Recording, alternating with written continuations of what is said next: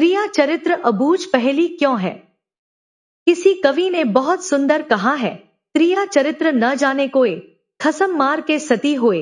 अर्थात स्त्री का चरित्र एक अबूझ पहेली माना गया है, जिसे पूरी तरह समझ पाना अत्यंत कठिन है। कुछ स्त्रियां अपने वास्तविक स्वभाव को छिपाकर स्वयं को अत्यंत पवित्र और सती सावित्री के रूप में प्रस्तुत करने का प्रयास करती हैं। यहाँ यह स्पष्ट करना आवश्यक है कि यह बात सभी स्त्रियों पर लागू नहीं होती। यह केवल कुछ विशेष व्यक्तियों के छलपूर्ण आचरण का वर्णन करने वाली एक लोक कथा और कहावत है। आइए अब जानते हैं कि यह कहावत कैसे प्रचलित हुई। कहा जाता है कि जो व्यक्ति इस कथा को ध्यानपूर्वक सुनता है, वह जीवन में लोगों को पहचानने की समझ विकसित कर सकता है और छल कपट से बचने की सीख प्राप्त करता है। यह कहानी किसी एक व्यक्ति या पूरे समाज का नहीं, बल्कि मानव स्वभाव के एक पक्ष का चित्रण करती है। बहुत समय पहले अंबिकापुर नाम का एक समृद्ध राज्य था, जो एक विशाल नदी के किनारे बसा हुआ था। वहां एक दयालु, न्यायप्रिय और उदार राजा राज्य करता था। उसकी कीर्ति दूर दूर तक फैली हुई थी। राजा का एक पुत्र था, जिसकी आयु लगभग 13-14 वर्ष थी। समय बीतने पर जब राजकुमार 15 वर्ष का हुआ, तब उसका विवाह कर दिया गया। वृद्धावस्था आने पर राजा ने विचार किया कि अब राज्य की बागडोर अपने पुत्र को सौंप दे। उस समय की परंपरा के अनुसार राजाओं को अनेक विवाह करने की अनुमति थी। राजकुमार के भी 7 विवाह हो चुके थे। राजा ने उसे राज सिंहासन सौंप दिया, किंतु राजकुमार ने शिक्षा प्राप्त करना नहीं छोड़ा। वह प्रतिदिन गुरुकुल जाकर अपने गुरु से विद्या ग्रहण करता था। एक दिन गुरुकुल जाते समय मार्ग में उसकी भेंट एक सुंदर पनिहारी से हुई। पनिहारी ने मुस्कुराकर पूछा, हे राजकुमार, आप प्रतिदिन कहाँ जाते हैं? राजकुमार ने उत्तर दिया, मैं अपने गुरुदेव के पास विद्या सीखने जाता हूँ। पनिहारी बोली, यह बहुत अच्छी बात है, लेकिन क्या आपने स्त्रिया चरित्र का अध्ययन किया है? राजकुमार ने आश्चर्य से कहा, नहीं, मैंने इसके बारे में कभी नहीं पढ़ा। पनिहारी ने कहा, तो आपको अवश्य पढ़ना चाहिए। इसके विषय में अपने गुरुदेव से पूछिए। यह सुनते ही राजकुमार के मन में जिज्ञासा उत्पन्न हो गई। वह सीधे गुरुकुल पहुंचा। उसके चेहरे पर क्रोध और बेचैनी साफ दिखाई दे रही थी। उसने गुरुदेव को प्रणाम किया। गुरुदेव ने पूछा, हे राजकुमार, आज तुम इतने व्याकुल और क्रोधित क्यों दिखाई दे रहे हो?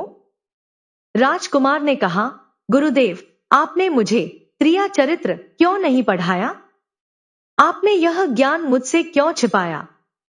गुरुदेव गंभीर होकर बोले, हे राजकुमार, स्त्रिया चरित्र का अध्ययन सरल नहीं है। इसे समझने का मार्ग अत्यंत कठिन है और इसमें अनेक प्रकार के संकट भी आ सकते हैं। लेकिन राजकुमार अपनी जिज्ञासा पर अडिग रहा। उसने कहा, गुरुदेव, मैं किसी भी कठिनाई से नहीं डरता। कृपया मुझे यह ज्ञान अवश्य दीजिए। राजकुमार का दृढ़ निश्चय देखकर गुरुदेव ने अंततः उसे स्त्रिया चरित्र का अध्ययन कराना स्वीकार कर लिया। पूरा 1 वर्ष बीत गया। जब शिक्षा पूर्ण हुई, तब गुरुदेव ने कहा, बेटा, अब तुम्हारी शिक्षा समाप्त हो चुकी है। तुम अपने राज्य लौट जाओ और न्यायपूर्वक प्रजा का पालन करो। अब तुम्हें प्रतिदिन गुरुकुल आने की आवश्यकता नहीं है। राजकुमार जैसे ही गुरुकुल से विदा लेने लगा, तभी गुरुदेव ने उसे रोक लिया और बोले, हे राजकुमार, मैं तुम्हें एक विशेष यंत्र देता हूं। जब तुम इसे अपने कानों में धारण करोगे, तब कोई भी तुम्हें पहचान नहीं पाएगा, लेकिन तुम सभी को पहचान सकोगे। राजकुमार ने आदरपूर्वक वह यंत्र अपने हाथों में ले लिया। गुरुदेव ने आगे कहा, आज आधी रात ठीक 12 बजे अपने महल से निकलकर जंगल की पूर्व दिशा में जाना। वहां पहुंचकर इस यंत्र को अपने कानों में लगा लेना और बिना किसी से बोले वहीं खड़े रहना। जो कुछ भी दिखाई दे, उसे ध्यानपूर्वक देखना। राजकुमार ने कहा, जैसी आपकी आज्ञा गुरुदेव। यह कहकर वह महल लौट आया। रात्रि के 12 बजे, जब उसकी 7 रानियां गहरी नींद में सो चुकी थी, तब राजकुमार चुपचाप महल से निकलकर जंगल की ओर चल पड़ा। पूर्व दिशा में पहुंचकर उसने गुरुदेव द्वारा दिया गया यंत्र अपने कानों में धारण किया और वहीं खड़ा होकर प्रतीक्षा करने लगा। कुछ ही देर बाद उसने देखा कि वही पनिहारी जिससे उसकी मुलाकात गुरुकुल जाते समय हुई थी, एक थाली में भोजन लेकर जंगल की ओर चली आ रही है। थोड़ी दूर पर एक साधु की कुटिया थी और वह उसी दिशा में जा रही थी। यंत्र के प्रभाव से पनिहारी राजकुमार को पहचान नहीं सकी, जबकि राजकुमार उसे स्पष्ट पहचान गया। राजकुमार के मन में जिज्ञासा जागी। वह चुपचाप उसके पीछे पीछे चल पड़ा ताकि जान सके कि आधी रात को वह भोजन लेकर साधु के पास क्यों जा रही है। पनिहारी कुटिया में पहुंची। वहां रहने वाला साधु तांत्रिक विद्याओं का जानकार था और उसके पास एक रहस्यमयी पोटली भी थी। राजकुमार छिपकर यह सब देख रहा था। साधु ने पनिहारी से पूछा, आज आने में इतनी देर कैसे हो गई? पनिहारी ने हाथ जोड़कर उत्तर दिया, महात्मा, मेरा विवाह हो चुका है। आज मेरे पति मुझे अपने साथ ले जाने आए हैं। उन्हें सुलाने में देर हो गई, इसलिए यहां आने में भी विलंब हो गया। यह सुनकर साधु बोला, यदि तुम अपने पति के साथ जाना चाहती हो तो फिर मेरे पास क्यों आई हो? पनिहारी ने कहा, महात्मा, मैं आपके बिना नहीं रह सकती। मैं आपके बिना जीवन की कल्पना भी नहीं कर सकती। साधु कुछ देर सोचता रहा।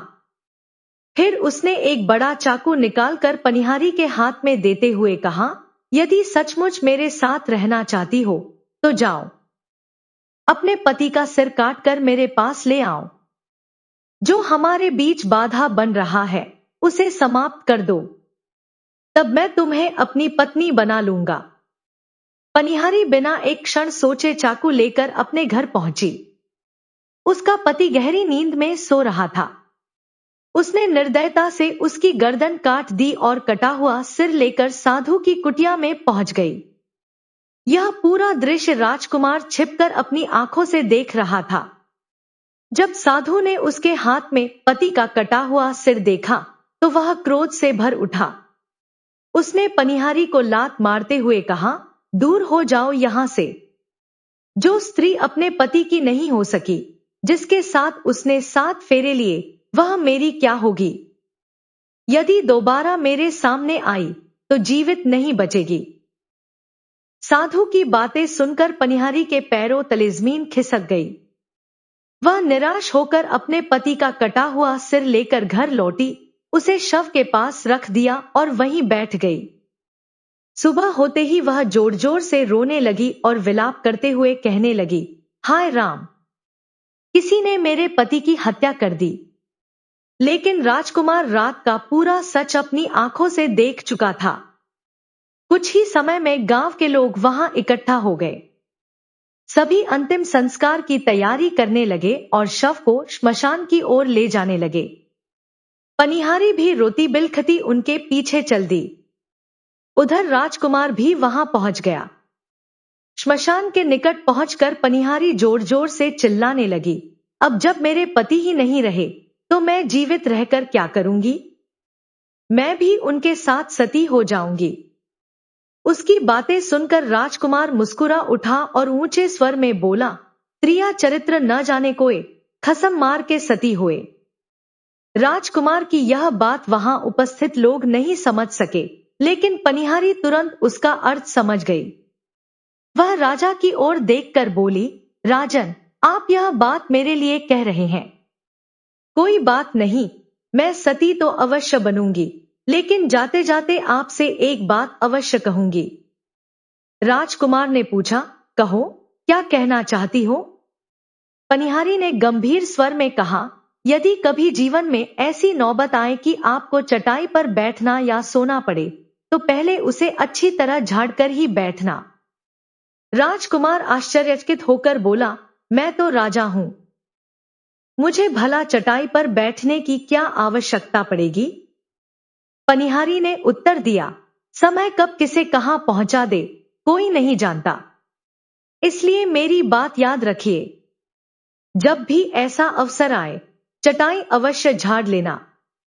राजकुमार ने कहा, ठीक है, यदि तुम इतना कह रही हो तो मैं तुम्हारी बात अवश्य मानूंगा। इतना कहकर पनिहारी अपने पति के साथ सती हो गई। राजकुमार ने दोनों का अंतिम संस्कार करवाया और महल लौट आया। पूरा दिन सामान्य रूप से बीत गया। अगली रात राजकुमार ने फिर गुरुदेव का दिया हुआ यंत्र अपने कानों में धारण किया और उसी स्थान पर जाकर खड़ा हो गया जहां वह पिछली रात खड़ा था। कुछ ही देर बाद उसने जो दृश्य देखा उसे देखकर उसके पैरों तले जमीन खिसक गई। उसकी सातों रानियां अपने अपने हाथों में भोजन की थालियां लिए उसी साधु की कुटिया की ओर जा रही थी। राजकुमार स्तब्ध रह गया। वह मन ही मन सोचने लगा, यह क्या रहस्य है? मेरी सातों रानियां आधी रात को इस साधु के पास क्यों जा रही हैं? उसी समय एक रानी की नजर उस पर पड़ी। यंत्र के प्रभाव से वह उसे पहचान नहीं सकी। उसने अपनी साथियों से कहा, यह बालक इतनी रात को यहां अकेला क्यों खड़ा है? सभी रानियों ने उसे अपने पास बुलाया और कहा, यदि तुम्हें कोई आपत्ति न हो तो हमारी ये थालियां कुटिया तक पहुंचा दो। राजकुमार बिना कुछ कहे उनकी सहायता करने लगा और उनके साथ कुटिया तक पहुंच गया। वह मौन था क्योंकि वह स्वयं अपनी आंखों से पूरी सच्चाई जानना चाहता था। कुटिया में पहुंचते ही साधु ने पूछा, यह बालक कौन है? रानियों ने उत्तर दिया, महात्मा जी, यह रास्ते में मिला था। इसने हमारी सहायता की, इसलिए इसे साथ ले आए हैं। यदि आपकी आज्ञा हो तो आज की रात इसे यहीं रहने दे। सुबह होते ही यह चला जाएगा। साधु ने उनकी बात मान ली।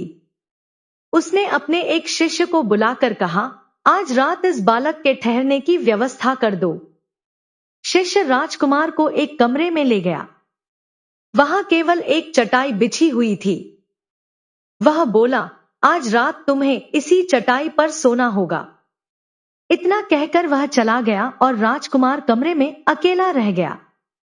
वह सोचने लगा, लगता है आज सचमुच चटाई पर सोना पड़ेगा। जैसे ही वह बैठने लगा उसे पनिहारी की बात याद आ गई। उसने मन में कहा, उसने विशेष रूप से चटाई झाड़ने को कहा था। अवश्य ही इसके पीछे कोई रहस्य होगा। यह सोचकर उसने चटाई उठाई। चटाई हटाते ही उसके होश उड़ गए। नीचे एक गहरा कुआं था। उसने झुककर भीतर देखा तो वहां अनेक लोग कैद थे। उन्हीं कैदियों में से एक ने राजकुमार को पहचान लिया और धीरे से बोला, राजकुमार, आप यहां कैसे आ गए? राजकुमार ने तुरंत संकेत किया, धीरे बोलो, नहीं तो सब कुछ खुल जाएगा। कैदियों ने विनती करते हुए कहा, महाराज, आप यहां से तुरंत चले जाइए। हम तो इस साधु के जाल में फंस चुके हैं, लेकिन आप स्वयं को बचा लीजिए।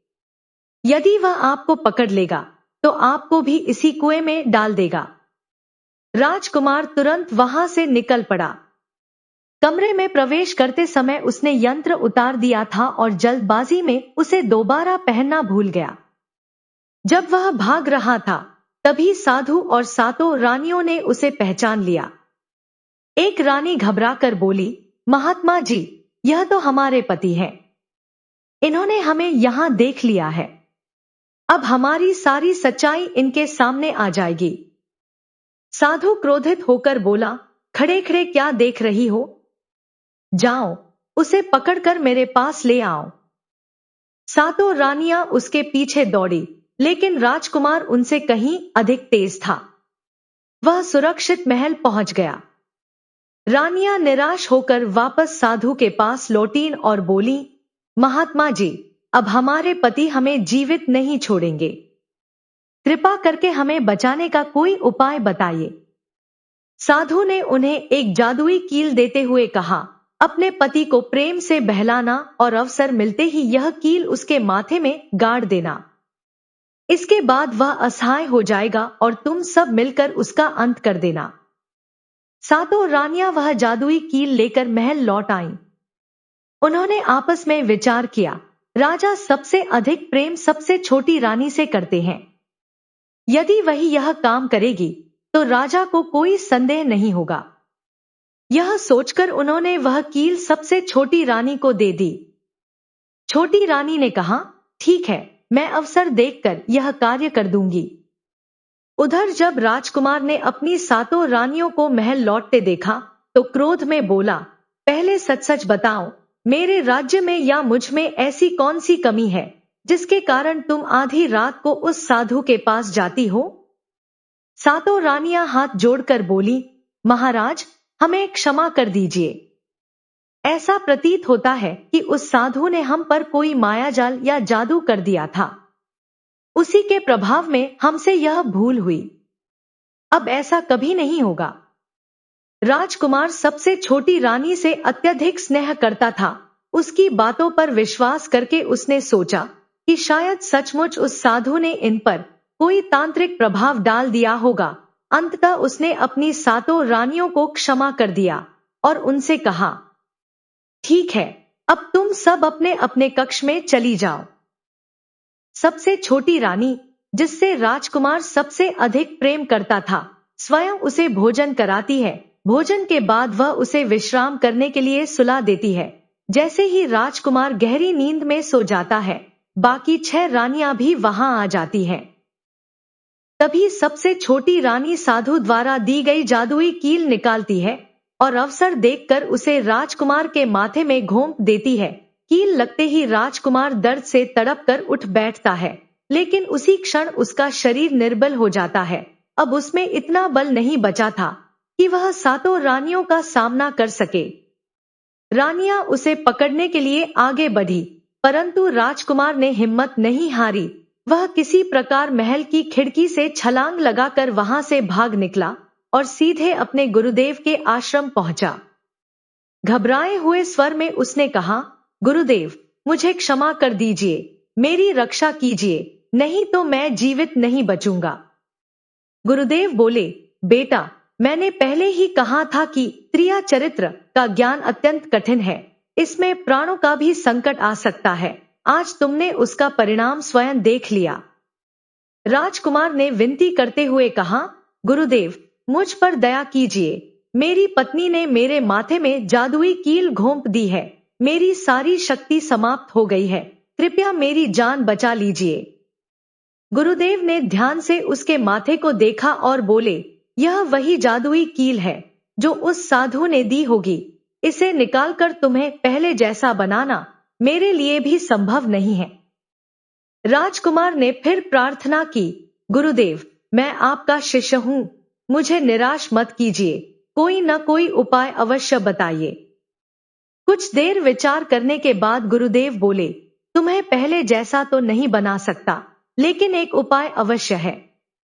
मैं तुम्हें एक तोते का रूप दे देता हूं। तुम सुखवादी नामक स्थान पर जाकर रहना। जब तुम्हें सच्चे मन से प्रेम करने वाली कोई स्त्री मिलेगी, तभी तुम पुनः अपने वास्तविक रूप में लौट सकोगे। राजकुमार ने तुरंत कहा, गुरुदेव, यही उचित है।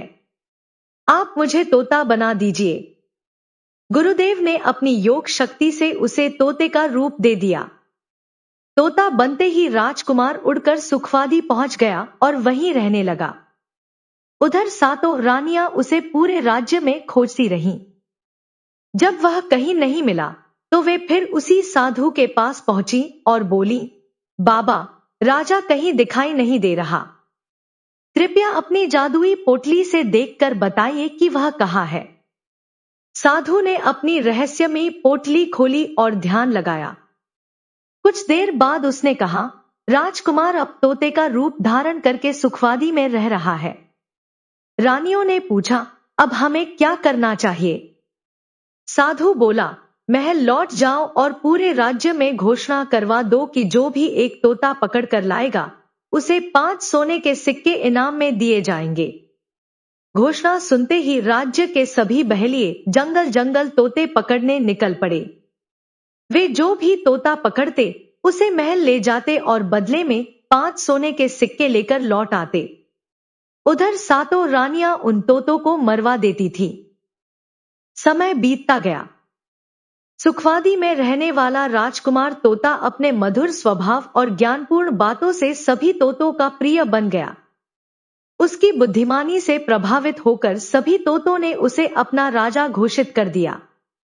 अब वह तोतों का राजा बनकर वहीं सुरक्षित रहने लगा। एक दिन एक बहेलिया तोते पकड़ते पकड़ते सुखवादी के उसी वृक्ष तक पहुंच गया जहां सभी तोते रहते थे। इतने सारे तोतों को देखकर उसने सोचा, यदि मैं इन्हें पकड़कर रानियों के पास ले जाऊं तो मुझे बहुत सारे सोने के सिक्के मिलेंगे। लेकिन वह समझ नहीं पा रहा था कि इतने सारे तोतों को एक साथ कैसे पकड़ा जाए।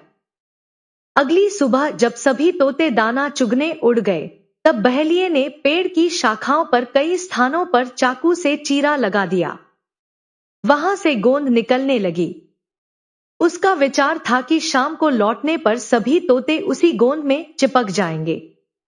शाम होते ही सभी तोते लौटकर उसी वृक्ष पर बैठ गए।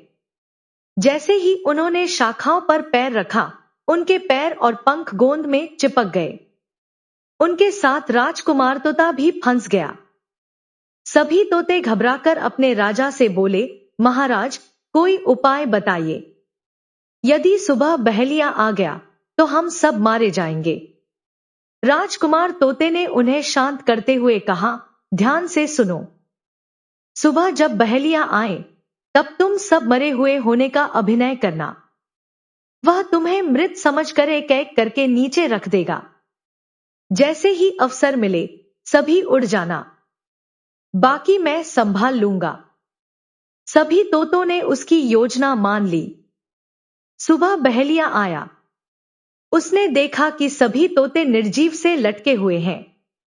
उसे लगा कि गोंद में फंसकर वे मर चुके हैं।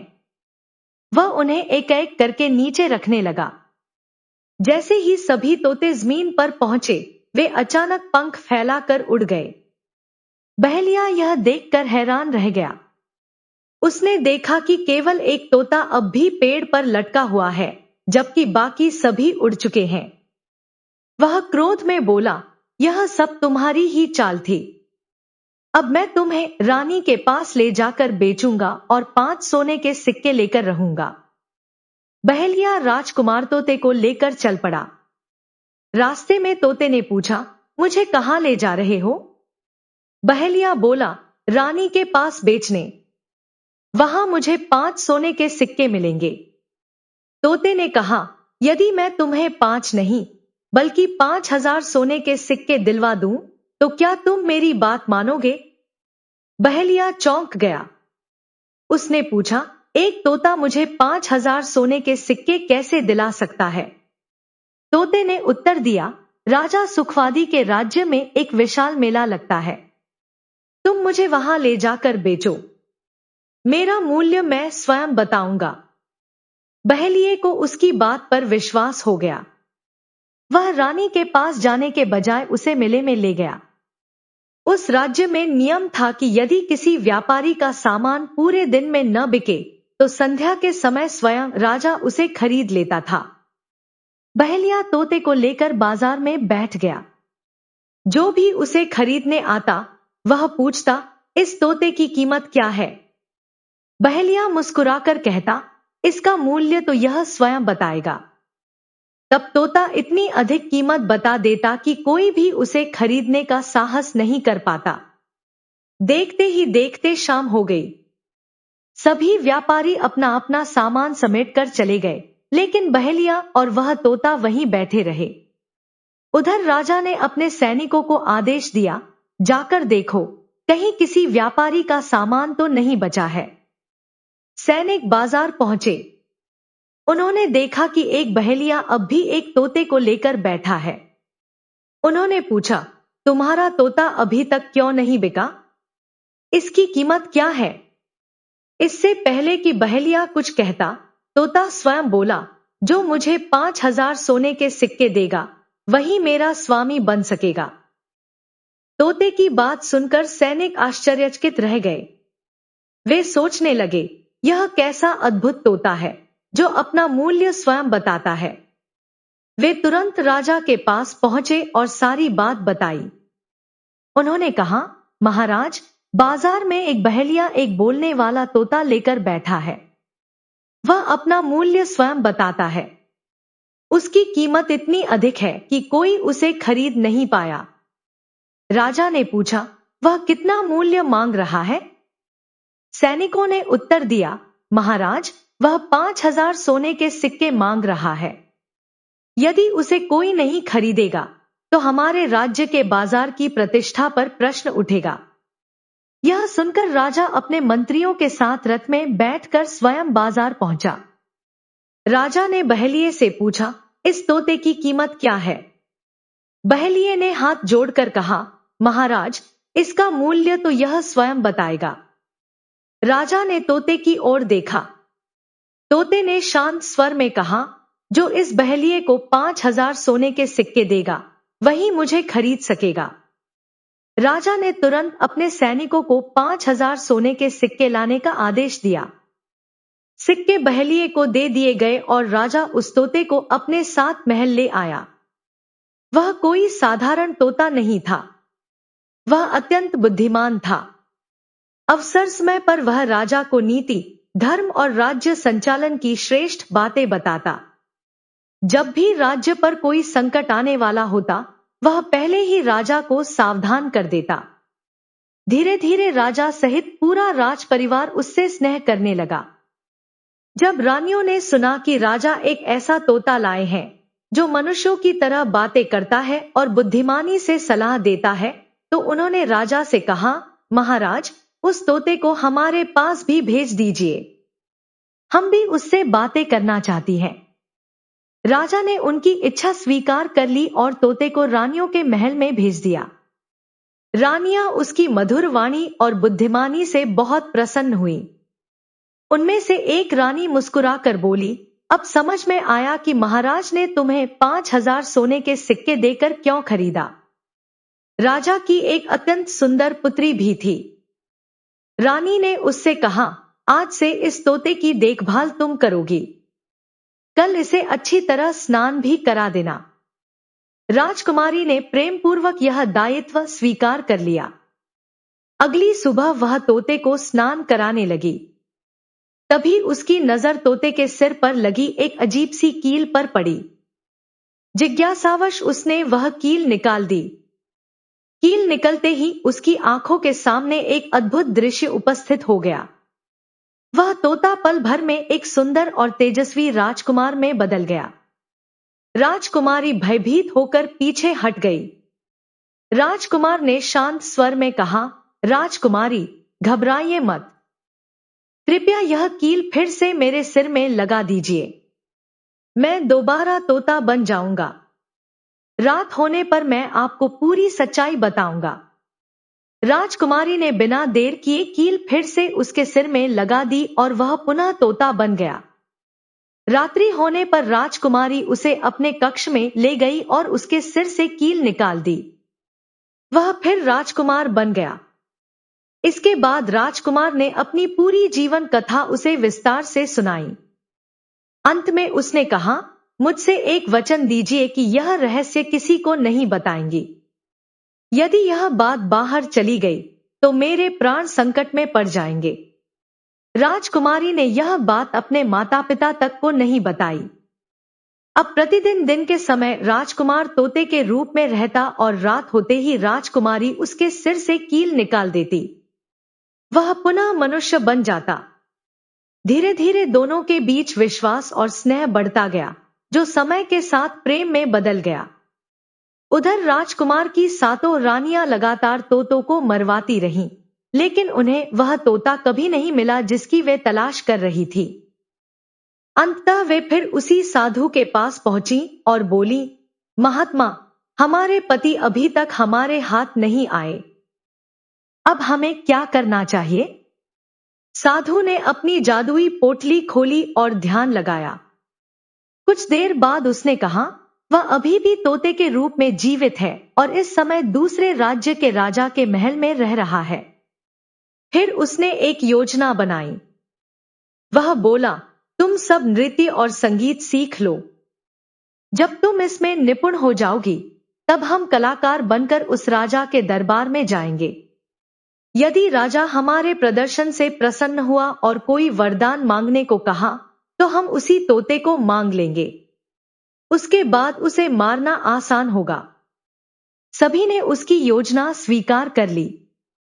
कुछ समय बाद साधु ने तबला बजाना शुरू किया और सातों रानियां नृत्यकला में निपुण हो गईं। जब साधु को विश्वास हो गया कि अब उनकी योजना सफल हो सकती है, तब उसने अपना भेष बदल लिया। सातों रानियों को भी नृत्यांगनाओं का रूप देकर वह राजा के दरबार में पहुंचा।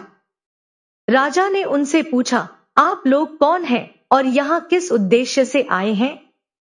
साधु ने विनम्रता से उत्तर दिया, महाराज, हम भ्रमण करने वाले कलाकार हैं। आपके समक्ष अपनी नृत्य और संगीत की कला प्रस्तुत करना चाहते हैं। राजा को संगीत और नृत्य का अत्यंत शौक था, इसलिए उन्होंने प्रसन्न होकर उन्हें अपनी कला प्रस्तुत करने की अनुमति दे दी। उधर साधु ने दरबार में अपना गाना बजाना आरंभ कर दिया। जैसे ही उसकी आवाज तोते के कानों तक पहुंची, राजकुमार समझ गया कि वही साधु अपनी सातों रानियों को भेष बदलकर यहाँ ले आया है। उसे तुरंत आभास हो गया कि अब उसके प्राण फिर से संकट में पड़ सकते हैं। रात्रि होने पर राजकुमारी हमेशा की तरह तोते को अपने कक्ष में ले गई। उसने उसके सिर से कील निकाली और वह पुनः राजकुमार बन गया। राजकुमार ने कहा, राजकुमारी, ध्यान से सुनो। दरबार में जो कलाकार आए हैं, उनमें वही साधु छिपा हुआ है।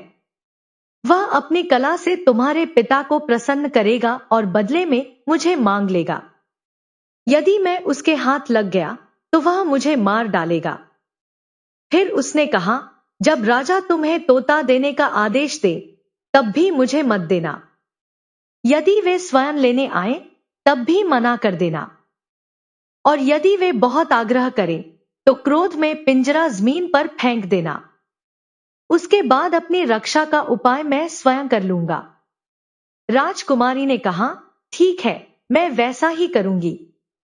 उधर नृत्य और संगीत का कार्यक्रम समाप्त हुआ।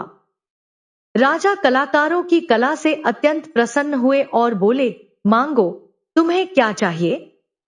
साधु ने विनम्रता से कहा, महाराज, आपने कुछ दिन पहले जो बोलने वाला तोता खरीदा है, यदि आप प्रसन्न हैं तो वही मुझे दे दीजिए। राजा ने बिना संदेह किए अपने मंत्री को आदेश दिया, जाओ, राजकुमारी के पास से वह तोता लेकर आओ। मंत्री राजकुमारी के पास पहुंचा और बोला, राजकुमारी, महाराज ने तोता मंगवाया है, कृपया मुझे दे दीजिए। राजकुमारी ने स्पष्ट शब्दों में कहा, मैं यह तोता नहीं दूंगी। मंत्री ने बहुत समझाया, लेकिन वह नहीं मानी। अंत में उसने कहा, आप महाराज को स्वयं यहां भेज दीजिए। मंत्री लौटकर राजा को सारी बात बता देता है। राजा स्वयं राजकुमारी के कक्ष में पहुंचे और बोले, बेटी, यह तोता मुझे दे दो। मैंने उन कलाकारों से वचन दिया है। राजकुमारी ने फिर कहा, पिताजी, मैं यह तोता किसी को नहीं दूंगी।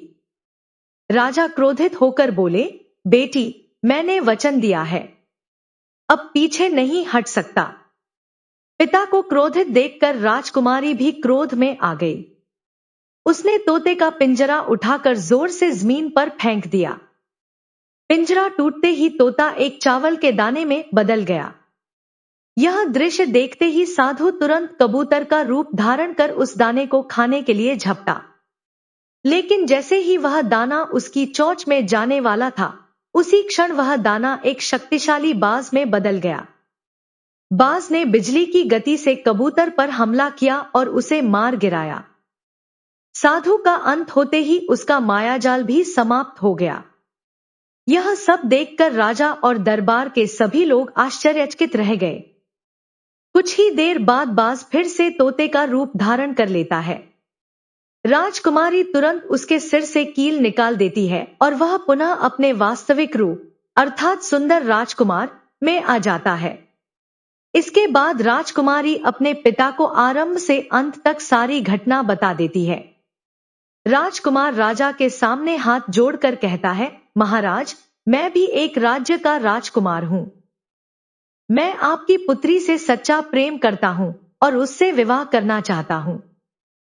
राजा ने अपनी पुत्री से पूछा, बेटी, क्या तुम भी इस राजकुमार से विवाह करना चाहती हो? राजकुमारी ने मुस्कुराते हुए उत्तर दिया, हाँ पिताजी, मैं इनसे प्रेम करती हूँ और इन्हीं से विवाह करना चाहती हूँ। राजा ने दोनों के विवाह की अनुमति दे दी।